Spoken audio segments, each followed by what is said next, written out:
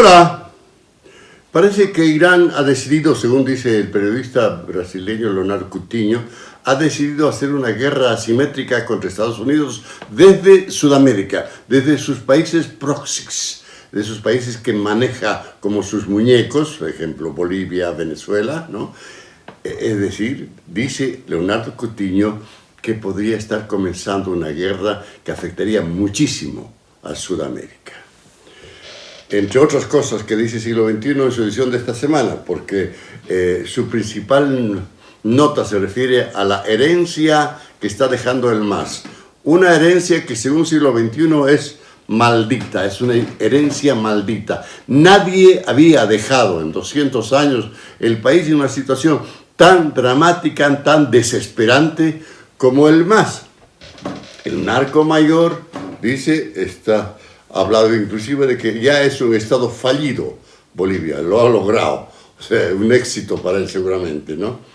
El primer comando capital de Brasil está ya presente en Bolivia, igual que Hezbollah. Argentina, Perú y Chile protestan por la presencia de Hezbollah en Bolivia y tienen muchísimo cuidado. Esa es la situación que se presenta en este momento. 3 de los países vecinos están alarmados por la presencia de Hezbollah en Bolivia. Hay una derrota militar a la que se refiere el siglo XXI, porque si la policía se va del Chapare, el ejército se va del Chapare, dice siglo XXI se parece a lo de Antofagasta en 1879 y el Acre en 1899. O sea, derrotas con desmembramiento geográfico, dice siglo XXI. Además, menciona el desastre económico en que ya estamos peor que Cuba en Bolivia. Porque en Cuba tienen, es cierto, una planilla de alimentos que no sirve mucho, pero es una planilla que les evita hacer colas. En cambio, en Bolivia hacen cola y se están matando, se están peleando, pegando por aceite, por otras cosas más en Bolivia. Estamos peor que en Cuba y que en Venezuela, dice. Le ha surgido un rival a la cocaína y a la coca. Ocurre que es más conveniente dedicarse a explotar oro que seguir con la coca.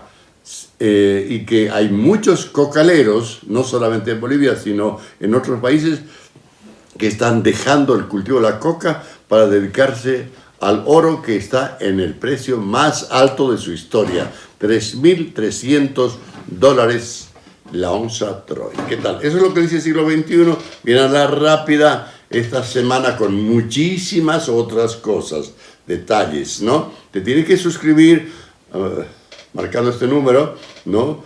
Para preguntar cómo hay que hacer para suscribirse, pero además si quieres y te gustan los videos, si te gusta nuestro enfoque periodístico, que hacemos el periodismo valiente, sin temores, sin miedo, ¿no?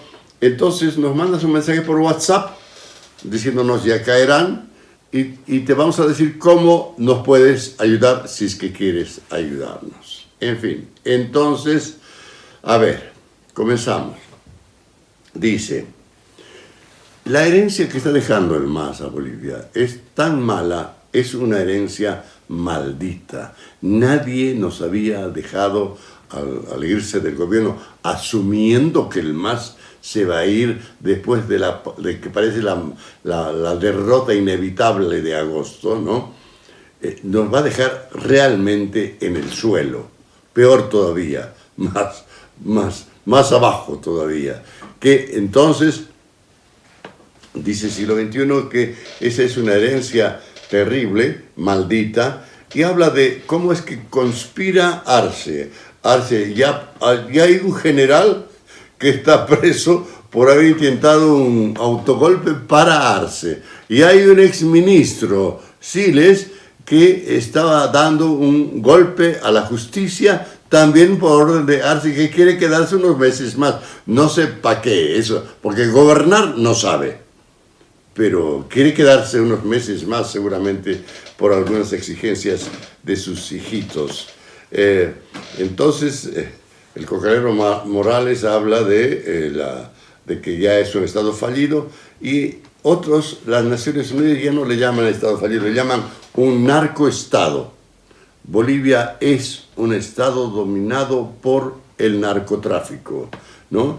Y o Estado de Sao Paulo, un periódico por supuesto de Sao Paulo, dice que Bolivia es el corazón del Narcosur, ¿sí? Así como existe el Mercosur, pues hay el Narcosur, y cuyo corazón es Bolivia, según dice este periódico brasileño. Habla de la República del Chapare y hace una disquisición del siglo XXI sobre cómo están los países gobernados o dominados por el narcotráfico.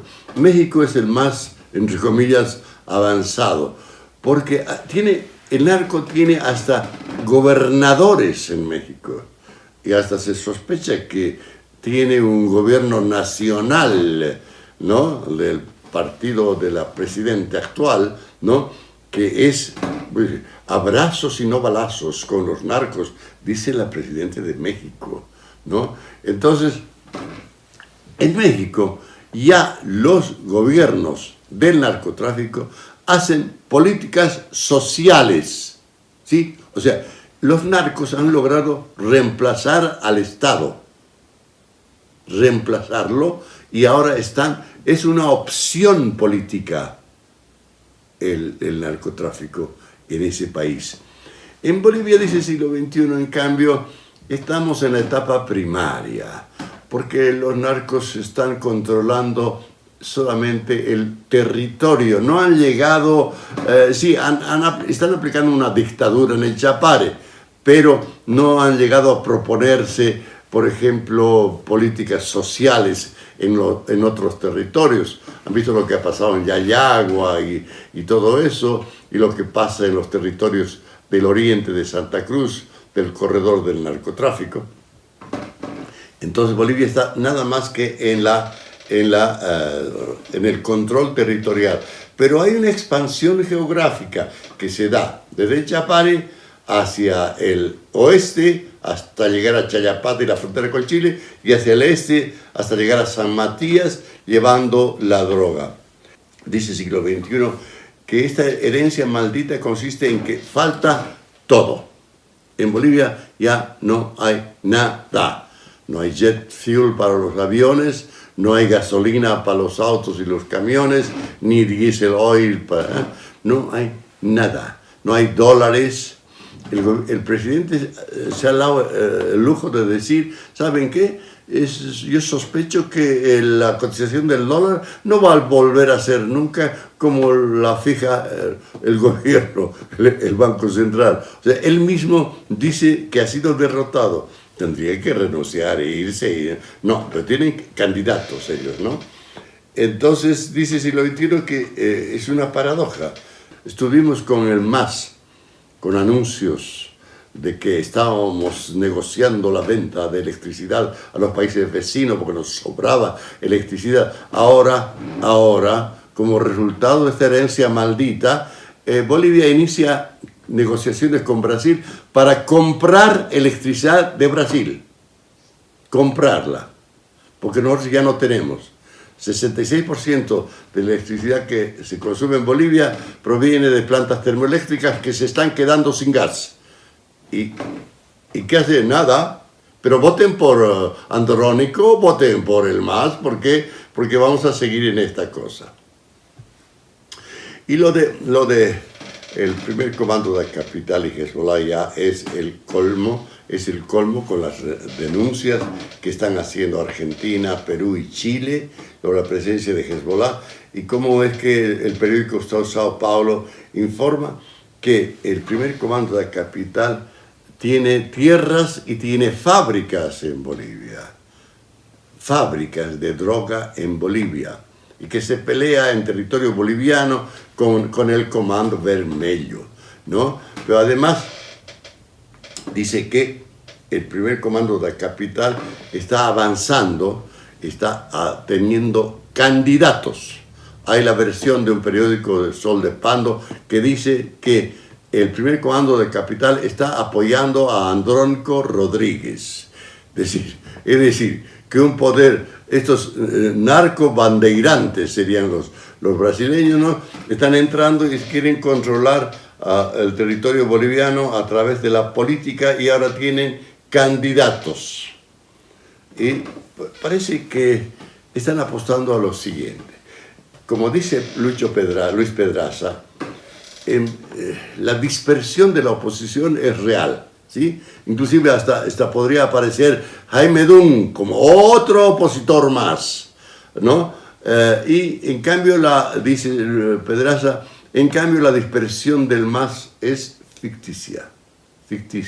Podría darse que, por ejemplo, Andrónico consiga tener 35% de los votos y que los, entre comillas, opositores, ninguno llegue a 20%. Y de esa manera, Andrónico sería elegido en primera vuelta. Eso es lo que dice Lucho Pedraza y lo que repite Siglo XXI en su edición de esta semana. Y habla acerca de la derrota militar. ¿Qué hacemos con el Chapare? ¿Qué hacemos ya? El Chapare está cerrado, está bloqueado desde que comenzaron los conflictos, no han levantado los bloqueos. Hay unas cuadras, unos grupos, unos pelotones de guardaespaldas que protegen a este rey del narcotráfico, Evo Morales, ¿no? Inclusive lo han reflejado en reportajes de medios brasileños. Y entonces Chapare ya es un territorio ajeno a la soberanía nacional. Ya no hay ni policía ni ejército en el Chapare. ¿Se acuerdan cómo comenzó cuando entraron los chilenos a Antofagasta o los brasileños al Acre? Por supuesto que sacaron a la policía boliviana y al ejército boliviano y todo eso, y se impusieron ellos. ¿Qué poder está ahora en el Chapare? ¿Qué poder político está actuando ahora en el Chapare que no sea el que le llega de Hezbollah o del primer comando de la capital, dice Siglo XXI, ¿no? Entonces está comparando.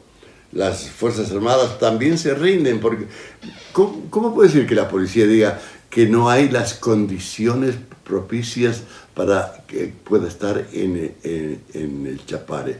¿Quién tiene que crear esas condiciones propicias? A ver, escúchame, ejército, la OTAN, ¿quién va a venir a hacerlo? No, ellos se retiran y dicen que van a volver cuando los cocaleros acepten que vuelvan. Y ahí está la cosa. Pero también dice Siglo XXI que el poder del narco se está expandiendo por sus afanes de exportación. Por ejemplo, se ha descubierto por casualidad que hay narco-ayllus en Potosí. Narco-ayllus, ¿sí? Lo hemos descubierto por el asunto de Yayagua y los asesinatos de los policías y todo eso, ¿no? Y entonces, y por otro lado, está avanzando hacia Brasil en un corredor que llega hasta San Matías. Entonces, ya está atravesado el país, como una especie de palo de una cruz. Está atravesado, dice el siglo. El país está crucificado. Pero además, vuelve a mencionar, Siglo XXI, en esta nota, el asunto del dominio de Hezbollah. ¿Qué se puede hacer si ocurre que hay un país que domina y que le ordena a Bolivia lo que tiene que hacer? La canciller de Bolivia en las Naciones Unidas, Sosa, ha dicho que el ataque de Estados Unidos a Irán ha sido un agravio, un atropello a un país democrático. O sea, esa teocracia asesina, terrorista, ha sido definida por el gobierno boliviano como una democracia.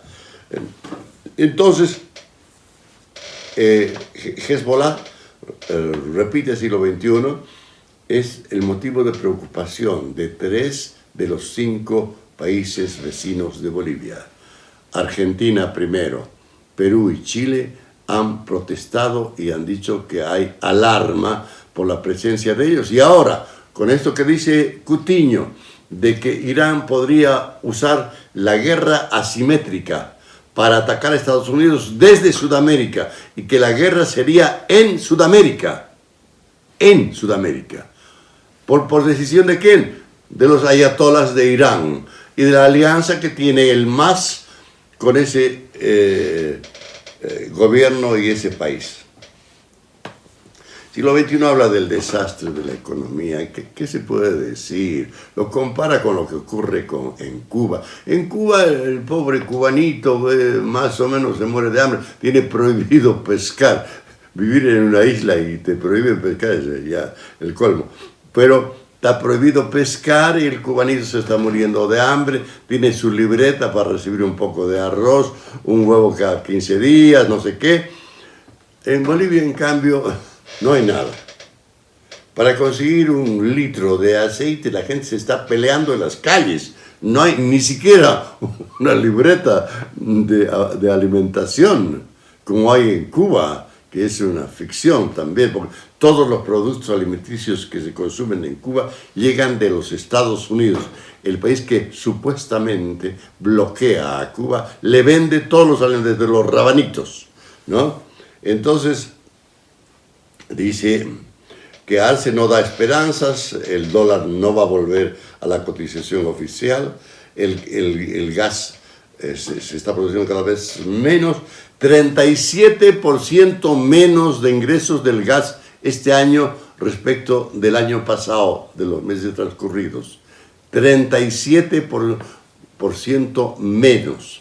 Por eso es que hay esa alarma y Argentina y Brasil han decidido crear un sistema por el cual las empresas privadas de esos países pueden comprar gas natural boliviano, pero en contratos que se pueden interrumpir en cualquier momento. Se llaman contratos interrumpibles.